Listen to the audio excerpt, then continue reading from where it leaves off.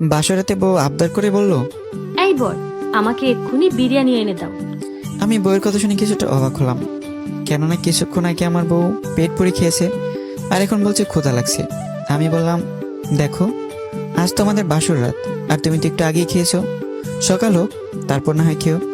আমি কথাটা বলেই যে বউয়ের ঘুমটা সরিয়ে মুখটা দেখবো, তখনই বউ দিল এক ধাক্কা, আমি খাট থেকে পড়ে গেলাম। তারপর বলল, আমার খুব ক্ষুধা লাগছে, তোমার সাথে আমার কোনো বাসন নেই, খবরদার বিছানায় আসবা না। কথাটা বলেই কম্বলটা টেনে শুয়ে পড়লো। আমি নিচে পড়ে থাকলাম আর ভাবলাম কিছুক্ষণ পর হয়তো ডাকবে খাটে, কিন্তু না, আর ডাকলোই না, বরং নাক ডেকে ডেকে ঘুমালো। তার নাক ডাকার শব্দে আমি কানের ভিতর হেডফোন লাগিয়ে মেঝেতেই শুয়ে পড়লাম। পরের দিন সকালবেলা বাড়ির সবাই মিলে নাস্তার টেবিলে বসলাম নাস্তা করতে, আর আমার বউ এসে বসলো আমার পাশে। আমার বউয়ের খাওয়া দেখে কেউ আর খেতে পারলো না, সবাই শুধু ওর খাওয়াই দেখলো, দুই হাতে করে খাচ্ছে, মনে হচ্ছে জীবনেও খায়নি। আমি মনে মনে ভাবলাম সেসব দিয়ে একটা রাক্ষসী বউ জুটলো কপালে। নাস্তা করে শেষে বউ ঘরের ভেতর প্রবেশ করলো, সাথে আমিও। আমাকে বলল, এসব কি নাস্তা? মাত্র 12টা কলা, 6টা আপেল, 8টা রুটি খেয়ে কি পেট ভরে? কি বলছো এসব? তোমার পেট ভরেনি? আমার তো 2টা রুটি হলেই হয়ে যায়, আর তোমার 8টাতেও হয়নি। না, তোমাকে আজ দুপুরে রেস্টুরেন্টে খাওয়াবো, এখন রাগ করে না লক্ষ্মীটি। আমি থাকবোই না তোমার বাড়িতে, আজকে আমি বাপের বাড়ি চলে যাব, আর সাথে তুমিও যাবা। সন্ধ্যার দিকে শ্বশুরবাড়ি যাওয়ার জন্য রওনা দিলাম। বউকে নিয়ে শ্বশুরবাড়ি নতুন যাচ্ছি, খালি হাতে তো আর যাওয়া যায় না, তাই বউকে বললাম, আচ্ছা কয়েক কেজি মিষ্টি নেব, মিষ্টির সাথে আর কিছু নিতে হবে নাকি? নাও, 5-7 কেজি আর 3-4 কেজি আপেল, আঙ্গুর কমলাও নিও। আমি বউয়ের কথা মতো 7 কেজি মিষ্টি, 4 কেজি আপেল, 3 কেজি কমলা ও 2 কেজি আঙ্গুর নিলাম। বাপরে কি ওজন! মোট 16 কেজি খাবার নিয়ে শ্বশুরবাড়ি গেলাম। মনে মনে বলছি, এতগুলো খাবার কে খাবে? শ্বশুরবাড়ি যাওয়া মাত্রই আমার শ্বশুর শাশুড়ি আর 2 শালি বের হয়ে আসলো। শ্বশুর এসে আমার হাত থেকে মিষ্টির প্যাকেটগুলো নিয়ে সেখানে মিষ্টি খাওয়া শুরু করলো। এক শালি নিল আপেলের প্যাকেট, আরেক শালি কমলার প্যাকেট, আর আমার শাশুড়ি নিল আঙ্গুর। আমাকে বাড়ির বাইরে দাঁড় করে রেখে ওরা খাওয়া শুরু করলো। আমি এদের কাণ্ড কারখানা দেখে পরে থমকে গেলাম। এ কি শ্বশুর বাড়ি নাকি অন্য কিছু? নতুন জামাইকে নিয়ে কিসের কি আদর করে খাওয়াবে? তা না করে নিজেরাই খাওয়াতে ব্যস্ত। নিজের মনকে কোনোভাবে শান্ত করলাম। কিছুক্ষণ পর আমার শ্বশুর বলল, আচ্ছা বাবা, তুমি এত কিপটা কেন? কেন বাবা, কি হয়েছে?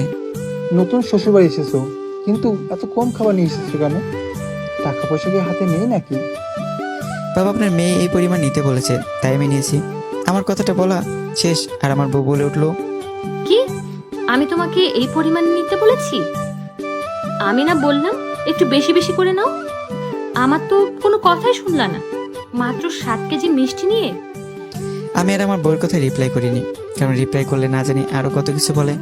আমার শাশুড়ি আঙুর খাওয়া শেষে বলল, শেষ পর্যন্ত একটা কেকটা জামাই পেলাম। আমার 2 শালিকা আপেল কমলা খাওয়া শেষে বলল, ভাবছিলাম দোলাভাইয়ের কাছ থেকে কিছু টাকা নিয়ে কেনাকাটা করব, কিন্তু তা আর হলো না। আমার তখন লজ্জায় মাথা কাটা যাওয়ার মতো অবস্থা। আমাকে দেখে আশেপাশের কয়েকবারের লোকজন আসলো আর এসে বলল, নতুন জামাই এসেছে, তা কি নিয়ে এলো? আমাদেরকে কিছু খাওয়াবে না? এই কথা শুনে আমার শাশুড়ি বলল, যা এনেছে তা ঘরে ঢোকার আগেই শেষ, আপনাদের আর কি খাওয়াবো বলুন তো? আপনারা এখন যান, পরে আসবেন। আমার শাশুড়ির কথা শুনে পাড়ার লোকেরা চলে গেল। আমি এখনো বাড়ির গেটে দাঁড়িয়ে বলে ফেললাম, আমি কিভাবেই বাইরে দাঁড়িয়ে থাকবো, নাকি ঘরের ভিতরে ঢোকার অনুমতি পাবো? অতঃপর ঘরের ভিতরে ঢুকলাম। ঘরের ভিতরে ঢোকা মাত্রই বউ বলল, তুমি এতটাও কিপটে হবে আগে জানা ছিল না। খুব বড় করে বলেছিলাম আমার বাবা মাকে, বোন আর পাড়া প্রতিবেশীকে, আর আজ তুমি সব শেষ করে দিলে। কথাটা বলেই হু হু করে কান্না শুরু করে দিল আমার বউ ঋতু।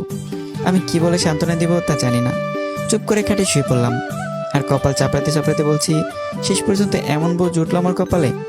রাত 10টা বাজে, আমার বউ এখনো কাঁদছে। আমার এক শালি এসে খেতে ডাকলো। তারপর ঋতু চোখ মুছতে মুছতে বলল, আসো, গিলতে আসো। আমি কিছু না বলেই খেতে গেলাম। খাওয়ার সময় দেখি টেবিলে শুধু খাবার আর খাবার। মনে মনে বললাম, এত খাবার আর সব নিউ নিউ আইটেম। ভাবলাম নতুন জামাই আসছি, তাই হয়তো এই আয়োজন। আমার প্লেটে ভাত, 1 টুকরা মাছ আর ডাল দিয়ে আমার শাশুড়ি বলল, নাও বাবা, খাও। আমি খাওয়া শুরু করলাম। আর আমার বউ একটা প্লেটে মাংস, মাছ, ডিম কত কিছু নিয়ে খেতে লাগলো। সাথে আমার দুই শালিকা ও শ্বশুর। ওদের খাওয়া দেখে আমার জিভে জল এসে গেছে। আমাকে একটু মাংস দাও না। বেশি মাংস খেলে মোটা হয়ে যাবা, ডাল দিয়ে খাও। বাবা, তুমি এত খাই খাই করো কেন? আমার শাশুড়ি কথাটি বলল। আমি আর কিছু না বলে কোনো রকমে খেয়ে আসলাম। আমি শুয়ে আছি বিছানায়। আমার বউ এসে আমাকে জড়িয়ে ধরে শুয়ে পড়লো। মনে হচ্ছে আমার বুকের পাঁজরগুলো এবার টুকরো টুকরো হয়ে যাবে। ও, আপনাদের তো বলাই হয়নি যে আমার বউয়ের ওজন 80 কেজি। পরের দিন ভোরবেলা বউ বলল, এই ওঠো। কি হচ্ছেটা কি? শান্তিতে কি ঘুমাতে দিবেন আমায়? কি বললা তুমি? তার মানে আমি তোমায় সবসময় জ্বালাই, তাই না? আর তোমার বাড়ি যাবই না, আমি বাপের বাড়িতেই থেকে যাব। এই রে, বউটা রেগে আগুন হয়ে গেছে। কি করি এখন? আর আমি এরকম আরাম করে বিছানা থেকে উঠে বসলাম আর বললাম, কি হয়েছে বলো? চলো ব্যায়াম করতে যাবে আমার সাথে। কোনো কথা বলার সুযোগ না দিয়ে নিয়ে গেল আমাকে ব্যায়াম করাতে। আমি রীতিমতো লাফালাফি, দৌড়াদৌড়ি, হাতে 2টা ডাম্বেল নিয়ে ওঠাউঠি করে যাচ্ছি। অন্যদিকে ব্যায়াম করার নামে আমার বউ বসে বসে আপেল খাচ্ছে আর বলছে, ফাস্ট, আরো ফাস্ট, তাড়াতাড়ি করো। তোমাকে দিয়ে কিছুই হবে না, এইটুকুতে এই অবস্থা। তোমাকে শরীরের মেদ কমাতেই হবে, আরো সুন্দর হতে হবে, ব্যায়াম করতে হবে বেশি বেশি। কামন শুভ, কামন। আমার বউ আপেল খাচ্ছে আর চেয়ে চেয়ে যাচ্ছে। আমি আমার বউয়ের কথা মতো কাজ করে যাচ্ছি। আমার বউয়ের ওজন 80 কেজি। কোথায় সে একটু শরীরচর্চা করে নিজেকে স্লিম করবে? তা না, আমি এমনিতেই সব দিক দিয়ে বেটার, আবার আমাকেই শরীরচর্চা করতে হচ্ছে। খুব কান্না পাচ্ছে কিন্তু কাঁদতে পারছি না। এদের সবার এমন ব্যবহার দেখে আমার মরে যেতে ইচ্ছে করছে। টানা 3 ঘন্টা ধরে ব্যায়াম করে যাচ্ছি। এখন নিজেকে কন্ট্রোলে রাখা কঠিন হয়ে গেছে। এদের জ্বালা সহ্য করতে না পেরে মরার সিদ্ধান্ত নিলাম। একটি বড় বড় কচুরিপানা ভর্তি পুকুরে দিলাম লাভ।